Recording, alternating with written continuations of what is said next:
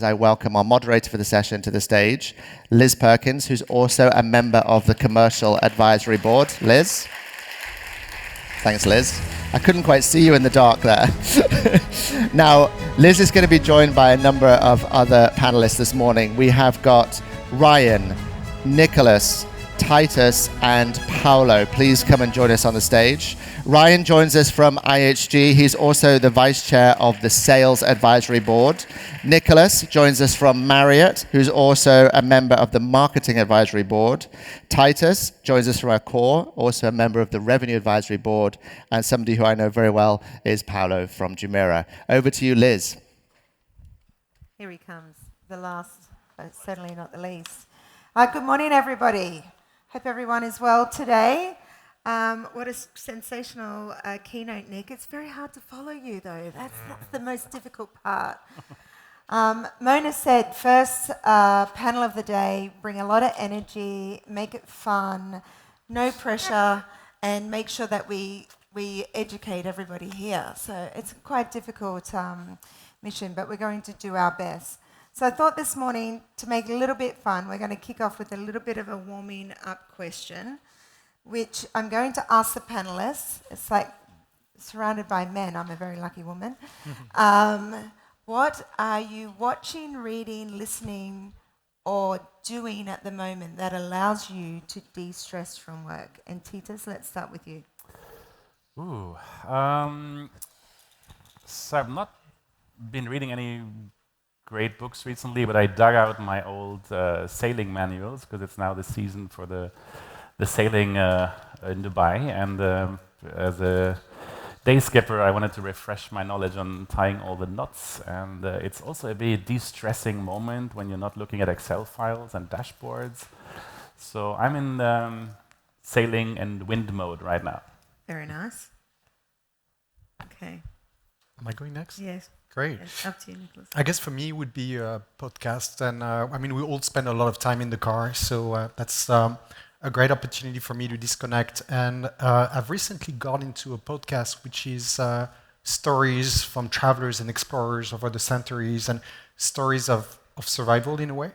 And I think in the same vein of what the inspiration and insight we got from Nick, I mean, it is really quite inspiring stories and quite humbling about how the mind can sort of help you overcome in the face of adversity.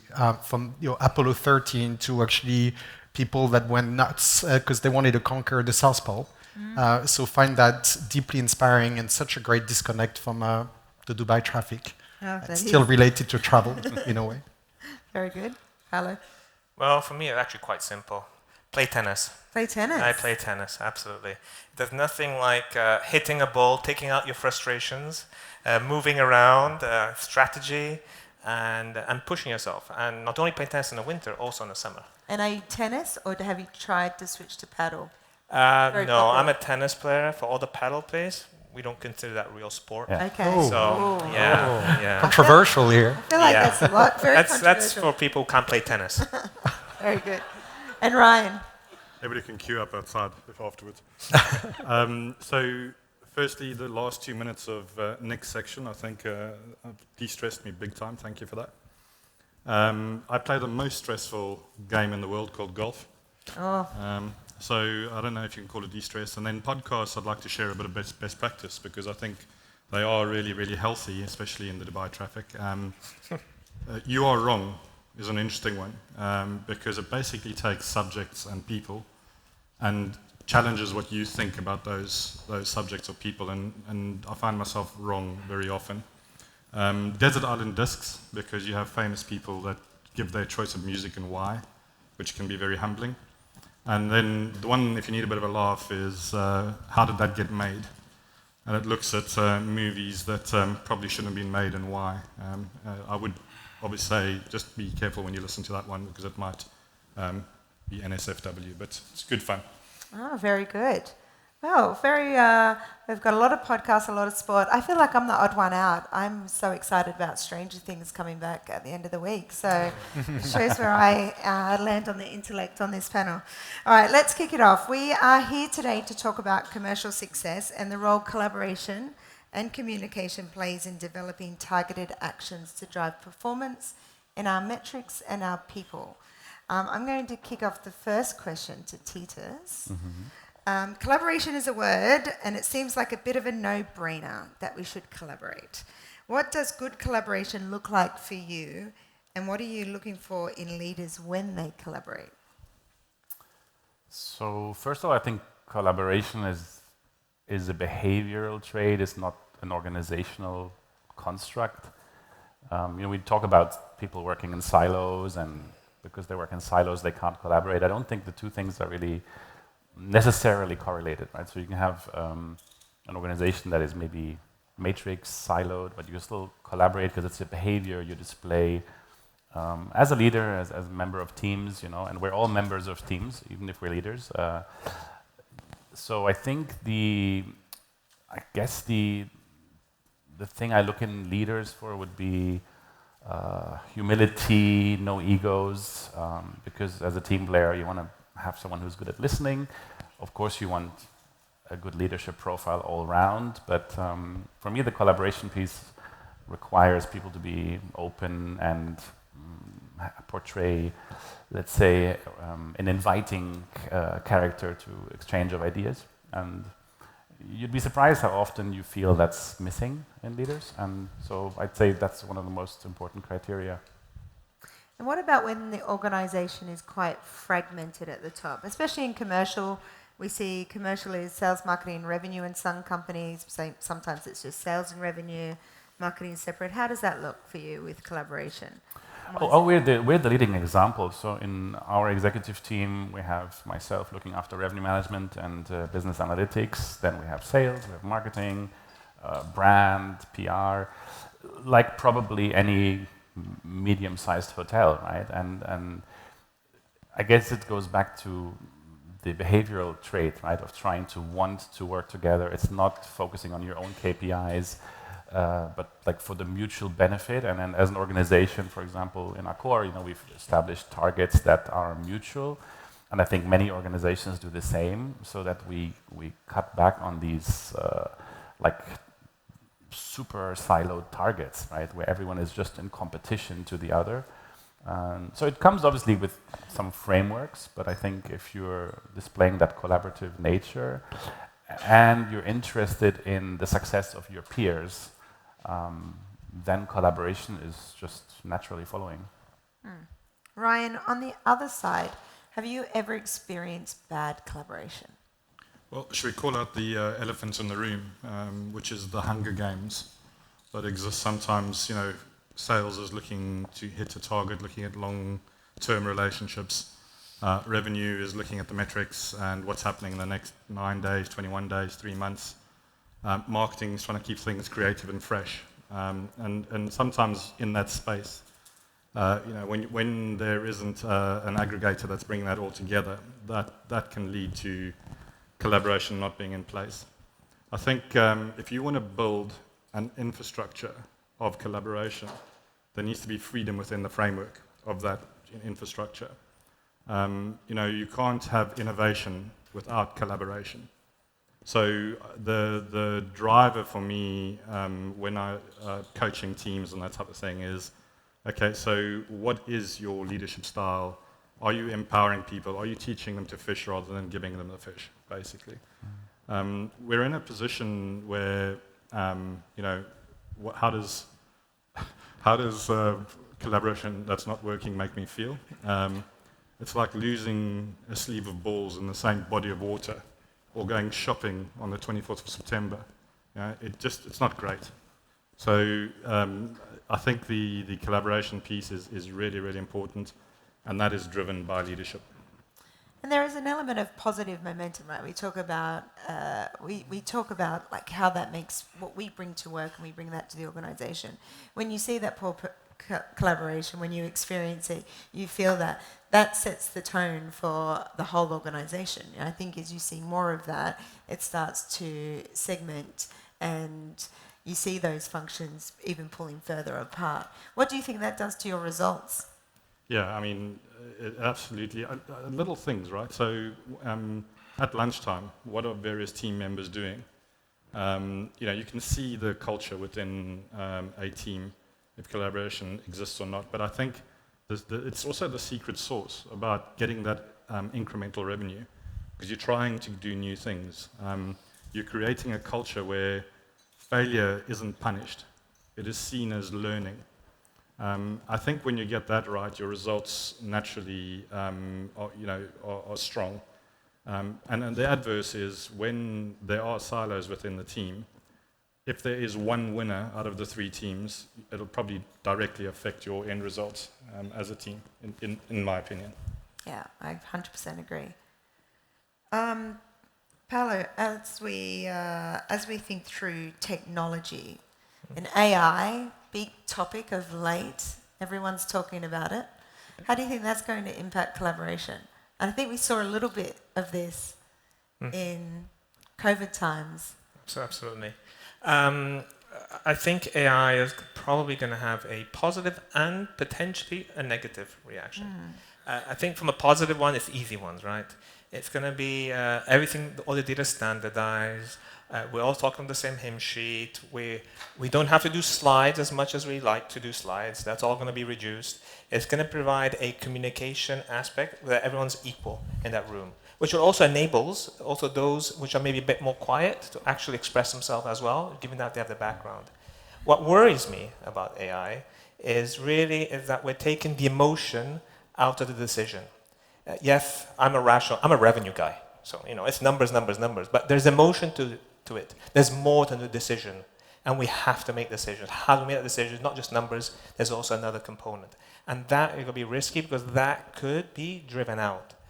The second part is, of course, is that we then marginalize some other members which may not be so conversant in the technology. And they may be more risky. They feel a bit scared.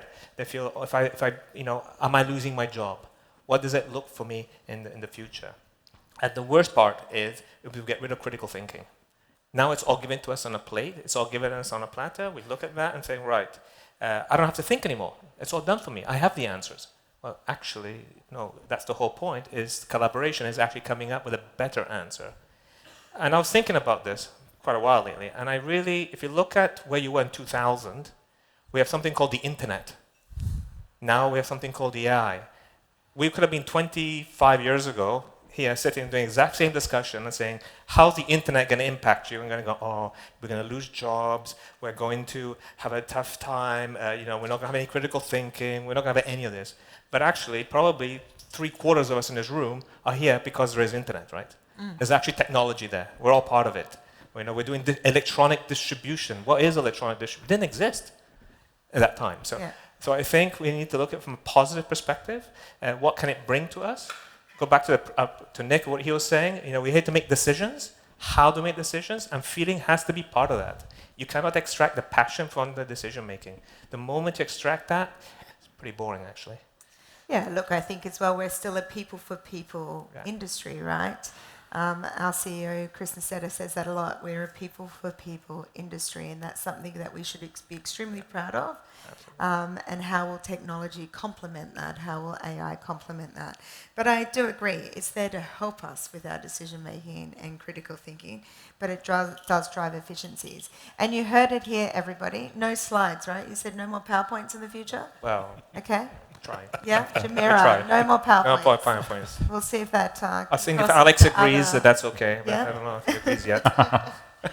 All right, as we think through commercial strategy, what are some of the simple ways and changes you have done in your roles as commercial leaders to enhance collaboration, not just across sales, marketing, and revenue, but other areas in the business? Let's start with you, Nicolas. What are some of those areas and creative ways that you have implemented change in collaboration? Simple ways, right? Simple. I don't know that anything is simple when it comes actually to building an integrated commercial team, but I guess from my experience, there's definitely been a couple of guiding principles that have helped bring actually teams closer through that sort of shared lens and commercial mindset.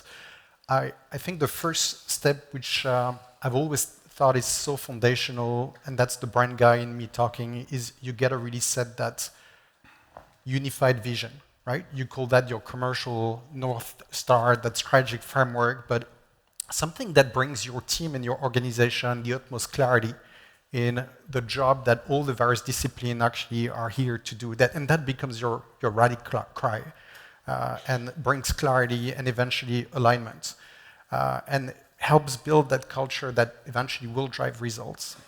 Now, once you've done that, often you gotta build common element of language, and I think the best way to do it, and you've touched on it, is how do you bring or harmonize the KPIs, right? So it's no longer a marketing actually KPI or revenue or sales, but that becomes actually that holistic KPI that help really build that commercial mindset. And similar to the example that you shared, Marriott has gone recently through that really ruthless process to really narrow down and identify actually just a handful of KPIs that helps actually drive that sort of commercial shared mindset and enterprise mindset. So I guess that has been really sort of quite impactful. There's a few other things that really comes to mind. Probably, hopefully my colleagues would agree, but you gotta look at the data through the same lens as well. So how do you empower your team with shared dashboard? And eventually that becomes your new universal language.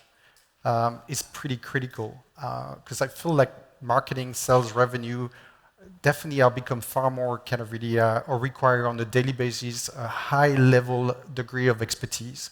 But at least having those dashboard, that data, that vision sets us sort of on the right path. And I think as we were discussing about collaboration, I think the more cross-functional collaboration you can have, the better. And if I can use an example, we're just gone through actually rethinking our complete sort of a brand and marketing content strategy. That would have been a lot easier for us to do it actually in silos as a bunch of brand and marketing team. But by including actually sales and distribution and experts from different fields that have helped us actually to map out requirements and come up with something far more integrated and robust, right? And I think that speaks to the opportunity to collaborate, right? And really to build that sort of shared commercial mindset and enterprise mindset is probably what I would call out. All right, fantastic. Paolo, anything to add? I think Nick's touched on probably most good things that we are all right now enacting or proceeding along. I think a couple of other things I would add is the importance of system collaboration. We talk about people collaboration. We need to talk about system collaboration. Systems need to talk to each other to make it more effective for people to collaborate. A lot of us have disparate systems, but they don't talk to each other. So ironically, it's not a human function, but it's a technical function. Yeah. The other point we touch upon is obviously the point of education and so on. But recently we've engaged in projects and we talk about breaking down silos. The question is how you break down silos, right? And we take topics today, and I'll give an example: payments. Payments is an exciting topic, right? Everybody loves payments, but actually, if you think about it, it actually touches upon all number of different aspects of the business. And whereas payments has always traditionally been a very narrow finance, payment focus, it's actually now evolved, at least for us, in our project, is evolved to a more broader perspective. We include operations, we include sales, we include marketing, we include revenue, we include finance, we're using procurement, the whole gamut. What happens is that they all come together, they all have to contribute, and we get a better outcome, a better decision. The last thing, though, is I have a new motto now I'm generating, is that to collaborate more, you need to collaborate less, right? Less is more. And why is less more? Question.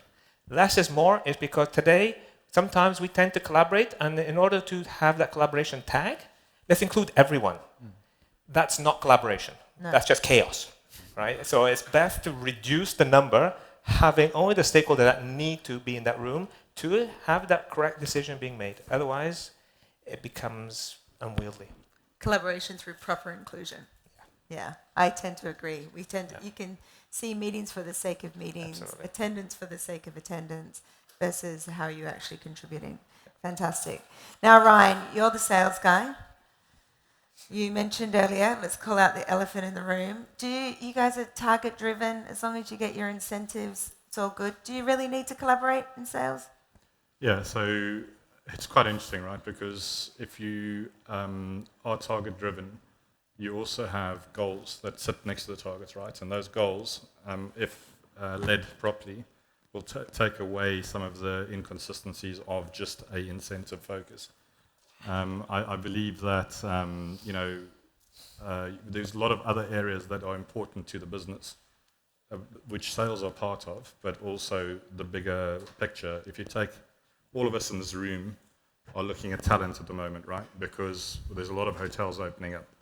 Now, if you haven't got leaders that are building commercial strength or bench, when we get to the stage of opening those hotels, then we are going to be in a position that we have to start a bit further back. And we have things like ramp up and owners' expectations and that type of thing that have to be brought into play. I think the weights and measures that apply in that space are pretty important. We are looking at a program called Journey to Brilliance at the moment, where we are bringing in an ethos of commercial leadership rather than, a focus on sales leaders, revenue leaders, and marketing leaders. Now, it's important that we still have the subject matter experts, but we need to bring those subject matter experts into a space where they can work within the other areas of impact in commercial. And it doesn't just stop with commercial. I mean, if you take collaboration, back to some of the points that you gents made, look at your finance guys, and we spoke about payments. The reality is, if you look at it as a trading environment, bottom line and top line, and work together on what that looks like. Yes, I know it's sometimes a fraught environment, but the reality is, if we get it right, it is actually very, very powerful. At the moment, content, we talked about AI at the moment. Content is so important, right? Because the days of words, keywords, and that type of thing are gone. We now have to storytell. We have to storytell, not just as a sales environment, we have to storytell in our content. And we also have to have the weights and measures of our revenue colleagues giving us a guide into displacements and that type of thing, right? So they all tie together. Collaboration is definitely still important. Yeah, fantastic. I think the storytelling piece is crucial, especially as we look at commercial acumen and how we want to focus on that rally cry, that long-term vision of the strategy. However, data is a big part of our storytelling, and Titus, that is a big part of your role of looking after top-line revenue. Mm-hmm. How do you bring in data-led decisions into your storytelling, your communication style, and also to support collaboration amongst the team? Yeah, I think we all know data is important. The revenue people in the crowd probably believe that more than everyone else in the room. But I look after around 1,200 hotels across 3 continents. So data is a necessity. It's not a nice little extra to have, because you just need to consolidate information across so many different hotels and countries in an easy to action way. Not just for us, in the leadership team, but also for our regional teams, our cluster GMs. So it's been really important, and it's not a surprise, right? Having better data and better reporting, it frees up time for all the conversations that Paolo was alluding to earlier. You try and get the part that's really cumbersome, labor-intense, manual, reduced. You work on creating impactful information, but then you spend more time talking about it, right? And when you look at some of the dashboards we've built, they're very inclusive. So they invite the marketeer to put him or herself in the shoes of the revenue person or the sales, or vice versa. And that fosters a culture of mutual understanding. And without any trainings or just any conversation, people become more collaborative, because they suddenly see the bigger impact, and they see why maybe, the salesperson is unhappy because they're not meeting their targets, and you just create a bit of an inclusiveness on a simple dashboard sometimes that just creates an awareness that previously didn't exist, because the salespeople run the sales report, revenue runs their market share reporting, happy days, right? But by trying to build out something visually more connected has really helped us create more of a collaborative behavior, like I mentioned earlier. For me, it's all around the behavior, right? And so data is really the enabler. We're not there yet. And for me, the Like, what grounds me is when I speak to one of the 1,200 general managers that often seek to talk to me about things they're not so happy about, because we sometimes think we're amazing at collaborating because we have all this data, but at the hotel level, they're not seeing it yet, right? So they're still running different reports, they still have their sales and catering platform, their front office, their upselling, and that's something we still have to work on and overcome. I'd just like to add, if I may, to underpin what Titus just said there, because making informed decisions is at the top of the list, right? And data is important, but information is, so if you think about business development or account penetration or that type of thing, right? It used to be legwork, picking up the phone, but there's so much data out there now. Sorry, did I catch you by surprise? Apologies. We also need to be in a place where we rely on that data and interpretation of that data, and that's where the collaboration comes in again, right? So making informed decisions is a really important part of use of what you just talked about. I often say to our revenue teams, there's a very small minority of people in our organization that completely understands data to the level that great revenue people can understand data. So their job is to make it consumable and never ever underestimate a traffic light. That is my ultimate tip is red is bad, orange is okay, green is good to go. We keep pushing that to help make decisions faster. And that's a job of great revenue leaders, is to enable the business to make decisions fast through simple consumable data. All right, we've got 4 minutes left, so I want to shift gears a little bit. And let's finish with 2 questions. One work-related, one not work-related. Have a little bit of fun. Let's start with the work one. What should your commercial leaders be prioritizing in 2026? Especially in a market like MIA. I'm coming up to a year here, and geez, what an amazing market it is. It's a flying 2025. Its business has been great, which makes 2026 either excellent or daunting. So let's start, Titus, with you. What should the commercial leaders be prioritizing? I mean, the growth in especially the UAE is unprecedented yet again. Like it is many years in a row. I hear this all the time. This record-breaking. For those of you that live in the UAE, I mean, you're all used to there's no stopping. It's just forward and faster forward. So I think maybe using the end of year to reflect, thinking about our commercial leaders in MIA here, to reflect what really went well, what didn't, like the typical, but in this context of increased pace and expectations, and our owners are just going to want us to do it all again next year, right? No surprise here. Maybe to slow down a bit and just take a moment to reflect and think like deeply, what is it that's going to make a difference next year?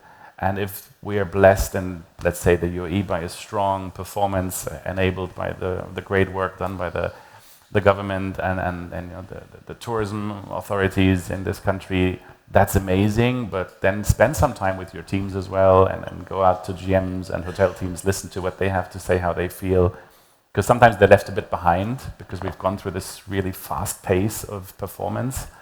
So yeah, just take a moment, spend a bit of time with your teams and reflect a bit. Fantastic. Nick? I think I'll build on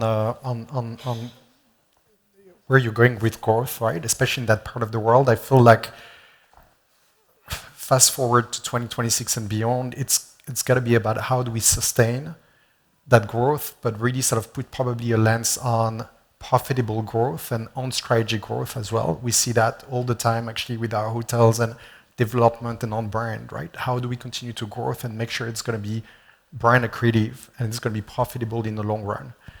So that's probably something that I would add. And I love your point about slowing down and going back to really what matters, right? Which is the magic happening in our hotels. And I'm a big believer that you can brand commercial success, you can brand long-term competitive differentiation, but also empowering the teams actually to build the brand from the ground up, right? So ground up. So yeah, I think that idea of sort of on strategy, collaborative, and sustainable growth is what I'm excited about. Fantastic. Hello? Probably take a different angle. Otherwise, my people at the back will be very upset with me. But accelerate, actually. Accelerate. Do better than this year. Look ahead. Build upon the strength. Leverage Dubai. Leverage what the UAE and what the government gives us. And leverage all the advantages that we have to actually make another record year. Okay, fantastic. No pressure, Jamira. No pressure. Okay, Ryan. Fix your shop window. Content is king. Everybody's consuming like the Chinese long-form data now. Make sure it's fit for purpose. The shop window should be there. All right, fantastic. Now let's start with you, Ryan. What are you looking forward to the most in 2026 that is non-work related? South Africa beating a Northern Hemisphere side with 12 men. Oh, that's a bit harsh, isn't it? Come on. I think the All Blacks are going to come back up to the top of the table. Don't start, Mark Flower. Yannick Sinner being number one again. Proud Italian, Forza Italia. Oh, okay. Um, Yeah, for me, on a personal level, I think making time actually with the family. I've got 3 daughters. One will be going to uni actually next year. Oh, wow. I've got 6 months. If anyone in this room has gone through that process, right, help me during the coffee break, but really prioritizing actually quality time with the family. 3 daughters. Good luck. I Yeah, have one. completely outnumbered, but love it. Titus? Yeah, for me, a little bit of the sailing I mentioned, that's still going to be on my list for 26, but also on a personal level, I think more quality time with good and close friends, and, you know, a little bit on the joking end, but like when you live in the marina and you have friends in downtown, you kind of terminate those friendships because of traffic. So, like rebuild friendships. It's easy to fly somewhere else than to visit friends downtown. It's easier to nurture friendships in Oman and to fly there than sometimes to meet in downtown for dinner. But no, jokes aside, just like quality time with friends. You know, we travel a lot as executives, and we're always kind of around, even when we're not traveling. Right, it's a very hectic life. So just again, to my point about slowing down mentally, reconnecting with good friends, and building out maybe relationships that have fallen asleep and dormant, because in our business we all have friends all over the world, right? So I think it's just good to take some time and to nurture those friendships in our hectic lives. Wonderful. Okay, that brings us to time. I hope that everybody has been able to take away a little hint for 2026 and commercial success and collaboration. Thank you to my panelists. And that brings us to a close, and enjoy the rest of the conference. It's going to be fantastic. Thank you.